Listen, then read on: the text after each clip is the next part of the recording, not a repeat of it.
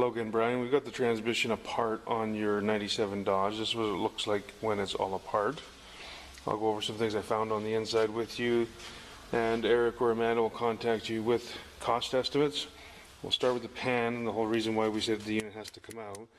If you look at the magnet here, you can see there's a whole bunch of metal that's stuck to the magnet. So that's abnormal wear there. Usually we have maybe a third of that. And you see all this black stuff here, and inside these channels there's a bunch of black stuff. That's going to be clutch material. That's why the pan was what we call loaded, and the unit had to come out. The clutch material came from the overdrive clutch, and this is the overdrive clutch here. If you look at the friction element here, and then you're going to have a steel plate, and they're sandwiched together, you can see that there's no more lining left on some of these frictions. So this clutch has been slipping very badly, and that's the clutch for overdrive. And once it started to slip, and that's probably going to be because of the cooler line leak and the fluid getting low. But once that started to slip, this piston up here is our overdrive piston.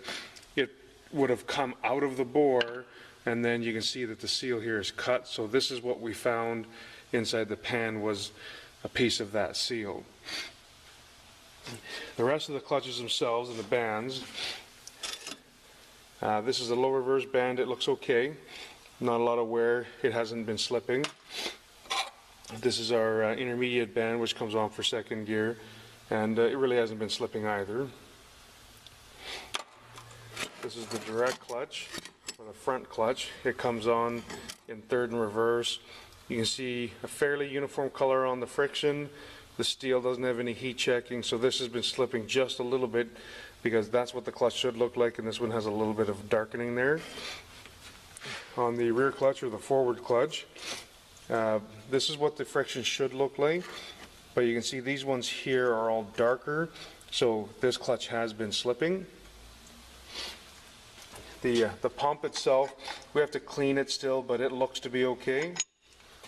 This is our overdrive direct clutch, and it looks okay. No real slippage there. The camera may not pick up on this, I'm not sure, but right where my finger is, so right in that location there, excuse me, there is pitting. So hard to say, I don't think the camera's really picking it up, but right there there's pitting, so the one of the bearings is bad. Excuse me. When we look at the rear planetary, it looks okay. So we look at the surface here, we look at the gears, make sure that they are not pitted or anything. The front planetary, it looks okay as well. Once we get to the valve body, so this is our valve body here. This is the governor solenoid here. Always going to recommend changing that. We do recommend changing the transducer as well. It has problems occasionally as well. There are some valves. If we're doing a recondition, right in this location here, we got our manual valve. Reconditioning, we're normally going to replace that with an updated valve that allows the torque converter to fill while you're in park, and that's just something that helps with some of the delayed engagements and such. In this valve train here, there's a pressure regulator. We put in a different design pressure regulator that allows a modification called line to lube. And then this one here is a solenoid switch valve, and we use a different style valve that changes the way the lockup clutch applies. Now there also very often is wear right where this detent ball is. Let's see if I can get it out of the park here, hold on.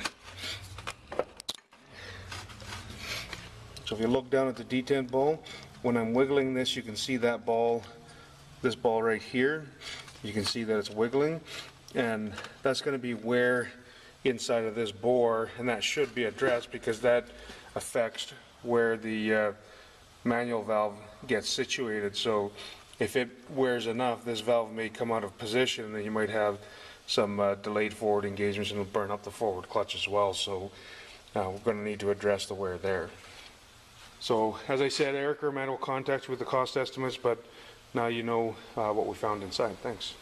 Hello Brian, this is the converter out of your 97 Dodge, and if you look right here, right there, you can see some darkening around the outside of the converter, and you know, that's blued right there.